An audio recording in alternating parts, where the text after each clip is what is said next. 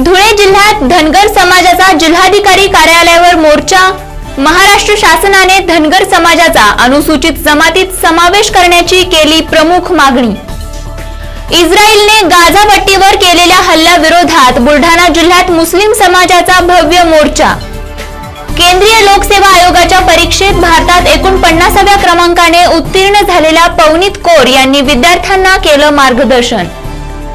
नागपूरमध्ये सलग 5 दिवस सुरू असलेल्या पावसाने नगरपालिकेच्या बेजबाबदारपणाचे पितळ केलं उघड। पावसाच्या पाण्याने सामान्य नागरिक त्रस्त। नमस्कार, मी Swati Godse, Time TV Maharashtra news bulletin मध्ये आपलं स्वागत। पाहूयात सविस्तर वृत्त। आणि या बुलेटिन मध्ये सर्वात प्रथम बातमी आहे धुळे जिल्ह्याची। महाराष्ट्र शासनाने धनगर समाजाचा अनुसूचित जमातीत समावेश करावा या प्रमुख मागणीसाठी धुळे जिल्ह्यातील सर्व शाखीय धनगर समाजातर्फे जिल्हाधिकारी कार्यालयावरती मोर्चा काढण्यात आला होता। महाराष्ट्रातील आदिवासी धनगर समाज जमात 1976च्या राष्ट्रपती आदेशातील शब्दरचनेतील चुकीमुळे आदिवासीसाठीच्या हक्कापासून आजपर्यंत वंचित आहे। अनुसूचित जमाती आदेश कायदा 1976 मध्ये क्रमांक 36 वर असलेल्या ओराण या शब्दाला धनगर या शब्दाशी समकक्ष समजण्यात यावं अशी यादी प्रसिद्ध झालेली असताना देखील धनगर समाजाचा आदिवासी समाजात समावेश होत नसल्यामुळे धुळे जिल्ह्यात धनगर समाजातर्फे मोर्चा काढून जिल्हाधिकाऱ्यांना निवेदन देण्यात आलं। आपल्या हक्कासाठी रस्त्यावर उतरून मोर्चा काढून मागणी करणाऱ्या जनतेचा आवाज आता शासनापर्यंत पोहोचेल का, हे आता येणारी वेळच ठरवेल। काही दिवसांपासून इस्रायल देशाकडून पॅलेस्टाईनवरती सतत जीवघेणे हल्ले केले जात आहेत, ज्यामुळे या हल्ल्यात आतापर्यंत असंख्य निष्पाप मुस्लिम लोकांना आपला जीव गमवावा लागला आहे। यामध्ये लहान मुलं, वृद्ध, महिला व पुरुष हे हल्ल्याचे शिकार होत आहेत आणि म्हणूनच अशा प्रकारचे हल्ले रोखण्यासाठी आणि भारत सरकारने अशा देशासोबतचे संबंध तोडावे अशी मागणी घेऊन बुलढाणा जिल्ह्यातील खामगाव इथल्या हजारो मुस्लिम बांधवांनी शहरातून भव्य मोर्चा काढला होता।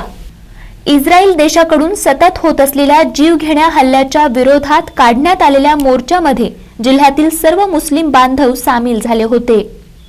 इस्रायल सातत्याने पॅलेस्टाईनवर हमले करीत आहे, त्यामुळे या ठिकाणच्या लोकांचं जनजीवन विस्कळीत झालं असून सर्व नागरिक दहशतीमध्ये राहत आहेत। तरी आता अशा परिस्थितीत भारत सरकारने त्यांना मदत करून इस्रायल विरोधात ठोस भूमिका घेऊन हे हल्ले थांबवण्यासाठी प्रयत्न करावे अशी मागणी यावेळी करण्यात आली। शहरातील मुख्य रस्त्यावरून या मोर्चाच्या माध्यमातून उपविभागीय कार्यालयावर जाऊन अधिकाऱ्यांना निवेदन देण्यात आलं। फिलिस्तीन में मुसलमानों पर जो जुल्म सितम हो रहा है, जो उन पर शोषण हो रहा है और बूढ़ों बच्चों पर जो जुल्म सितम हो रहा है, हमारी गवर्नमेंट तक ये बात पहुंचाई जाए कि किसी भी एतबार से कुछ ऐसी सूरत निकाले कि जिसकी वजह से वहाँ पर जो मुसलमानों पर जुल्म हो रहा है वो जुल्म रोका जाए और वो जुल्म के रुकाव के लिए कोई हल निकाला जाए।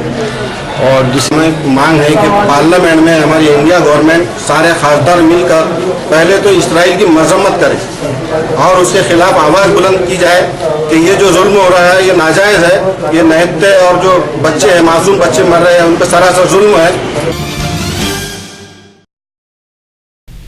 केंद्रीय लोकसेवा आयोगाच्या परीक्षेत भारतात 49व्या क्रमांकाने उत्तीर्ण झालेल्या पवनीत कौर या जैन संघटनेच्या कला, विज्ञान व वाणिज्य महाविद्यालयात आयोजित सत्कार समारंभात बोलत असताना त्यांनी विद्यार्थ्यांना करिअर विषयक मार्गदर्शन केलं।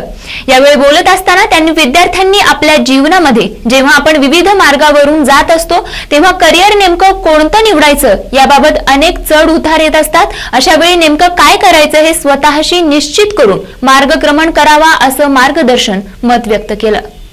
पवनीत कौर यांनी विद्यार्थ्यांना मार्गदर्शन करताना अपयशातून खचून न जाता सतत शिकत राहून अडचणींवर स्वतः उपाय शोधत सकारात्मक राहून चिकाटीने प्रयत्न करत राहिल्यास आपलं ध्येय नक्कीच साध्य करता येतं। तसंच प्रत्येक विद्यार्थ्याने आपलं करिअर हे केवळ करिअर करण्याच्या विचारातून नव्हे तर सामाजिक जाणीवेतून आपण समाजासाठी काही देऊ शकतो का याच विचारातून करावं असं मत व्यक्त केलं। नागपूरमध्ये सलग 5 दिवस येणाऱ्या पावसाच्या पाण्याने या ठिकाणच्या सामान्य नागरिकांचं जनजीवन पूर्णतः विस्कळीत झालेलं पाहायला मिळतंय। महानगरपालिकेला स्वतः नगरसेवक असलम खान मुल्ला यांनी वेळोवेळी सूचना देऊन देखील या ठिकाणच्या समस्यांकडे महानगरपालिकेने नेहमीच दुर्लक्ष केलं असल्याने आज इथल्या लोकांना मोठ्या समस्येचा सामना करावा लागत असल्याची भीषण परिस्थिती इथे निर्माण झाली आहे।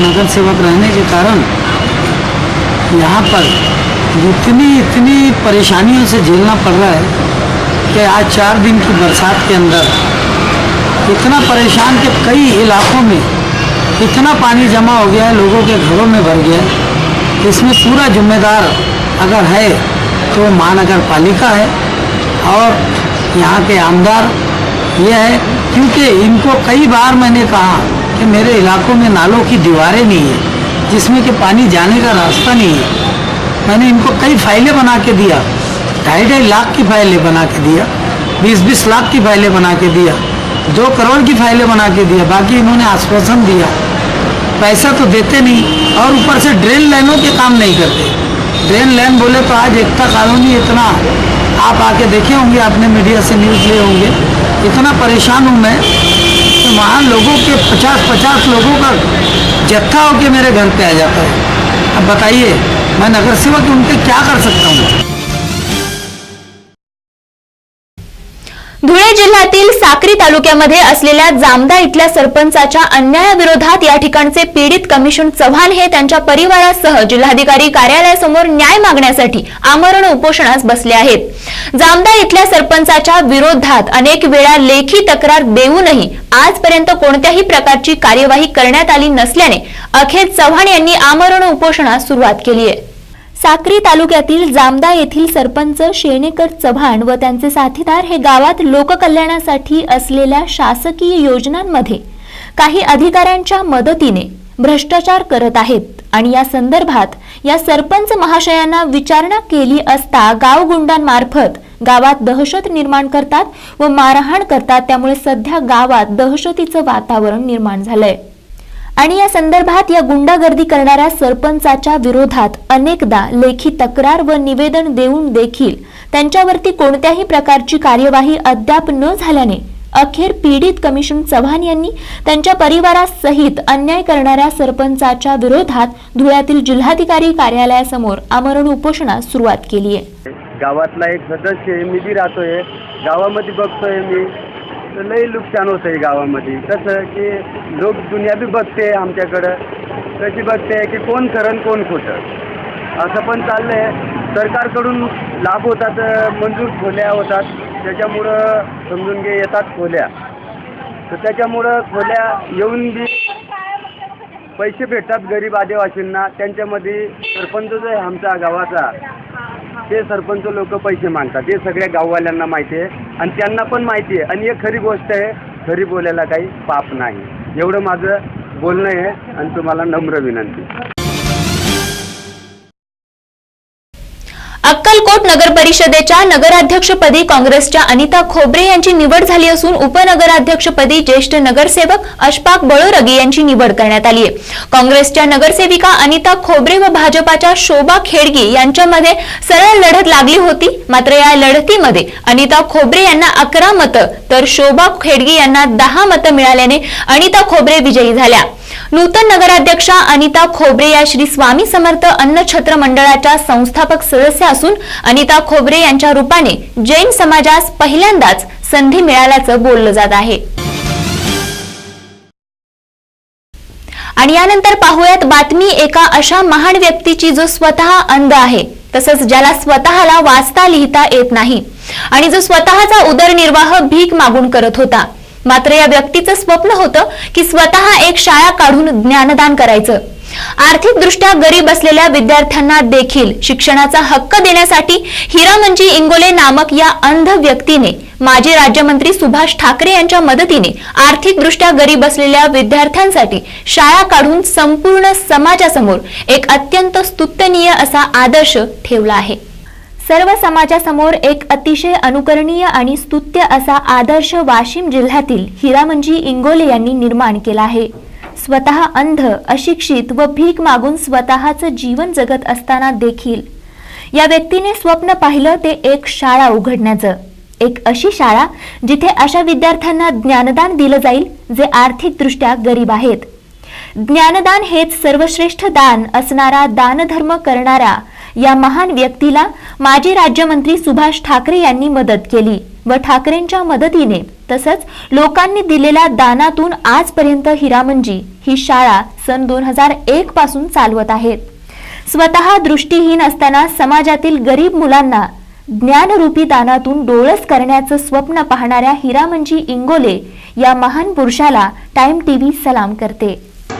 मंगरुळपीर तालुक्यातील हिरामंजी इंगोले स्वतः अंध असून यांनी एक शाळा काढली आणि विद्यार्थ्यांना विद्यादानाचा एक संकल्प अंध असूनही जनतेसमोर मांडण्याचा प्रयत्न केलेला आहे. त्याबद्दल माझी संकल्पना अशी होती की कमीत कमी गरीब लोकांचे लेकरं शिकले पाहिजे. सगळ्यात मोठी संकल्पना आहे. पुण्या वर्षी शाळा काढली हे 2001. किती वर्ग आहेत? 1 ते 7. शिक्षकांचा किती स्टॉप आहे तुमचा? शिक्षकांचा 7 स्टाफ आहे, 2 ट्रेनिंग. काय तुमचं काय इथून पुढे काय करायची इच्छा आहे मुलांची? इथून पुढे जशी ते मुंबई पुण्यात जशा शाळा असतात कॉम्प्युटर अशी शाळा करायची. आदर्श एक शाळा बनवायची. सुरुवातीला तुम्ही हॉटेलमध्ये कामं करून रस्त्यावर भीक मागून इथल्या शाळा संस्थेला जीवनदान देण्याचं काम केलं. असं वाटत होतं की आपल्याला भीकच मागायची बारी येणार आहे, शाळा काय उघडणार आपण. पण त्याच्यानं काही सुभाष ठाकरेच्या समाजामध्ये आमदार असल्यामुळे आलो, त्याच्यामुळे ती शाळा काढण्याची संकल्पना झाली. अच्छा. त्यांच्या मदतीने ते शाळा भेटली. त्यांना मी सांगितलं होतं मला शाळा अगर भेटली तर चांगलं काम करेल. सुरुवातीला तुम्ही खूप परिस्थितीतून शाळा उभी केली, काय वाटतं तुम्हाला? सुरुवातीला कट्ट्यात शाळा चालवली. कट्ट्यात शाळा चालवत असताना भक्कम परिस्थिती खराब आली. अच्छा. त्याच्यातली कधी कधी पगार द्यायचं काम पडतं, ते लोकांकडून पैसे मिळून 500 रुपये 1000 रुपये कुणाला द्यायला लागले शिक्षक. अच्छा.